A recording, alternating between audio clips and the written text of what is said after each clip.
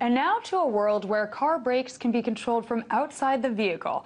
The hackers are the one creating the security systems, and intelligent design is not a thing of fantasy.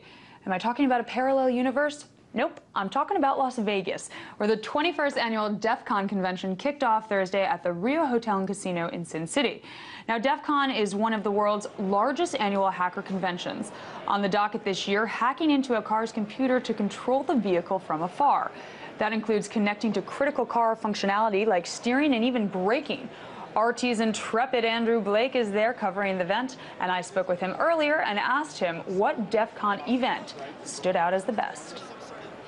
You know, what's really shook me is actually just the whole community vibe here. There's people from, from practically toddlers to senior citizens walking around trying to get their hands on things to learn more. This is really all about learning. It's not necessarily breaking stuff. It's pushing the envelope and trying to learn new tools and tricks to make everyone more happy. Everything from improving robotics to improving computer code to improving personal security. It's all people who want to improve things that we, are using more and more every single day, whether it's a computer system, a computer server, or just the way we communicate with one another. It's all people getting together who are all interested in advancing these things to the point where things are going to be just that much better, that much secure than what we have right now. Now, Andrew, this piqued my interest. What about this hacking driverless vehicles panel? Can you tell me more about that?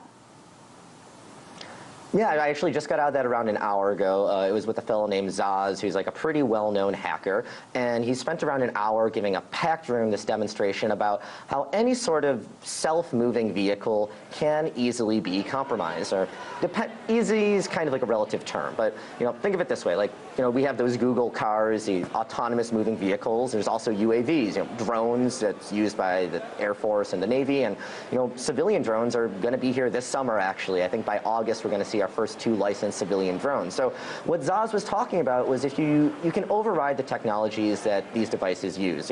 For instance, an automated self-moving car, it relies on GPS, it relies on laser radar, it relies on cameras, and there's ways to either spoof and jam all of these things to pretty much take anything from a Google self-driving vehicle to a civilian drone, perhaps even a military drone if you can break the encryption, compromising those vehicles and then doing whatever you want to do with it. And Zaz spent around 45 minutes explaining that, it's not that difficult. If you know what you're doing, you can pretty much have your way. It's all about finding the weakest link and exploiting it.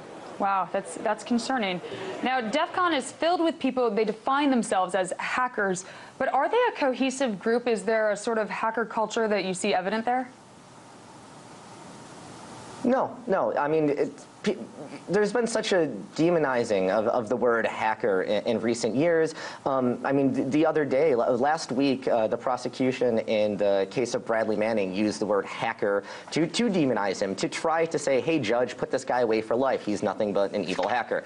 I'm paraphrasing, of course, but it's got this negative connotation going back from like late 60s and 70s to more like mid 80s. Think Matthew Broderick in War Games, nerds getting on computers and compromising national security systems. What I'm seeing are a bunch of people who are interested in learning. And actually, as Zaz said during that hacking vehicles thing just earlier today, it's about pushing the envelope. It's about learning, and it's about just community, sharing, networking. These are people who are all coming together because they have a common interest in improving their own personal grasp on technology.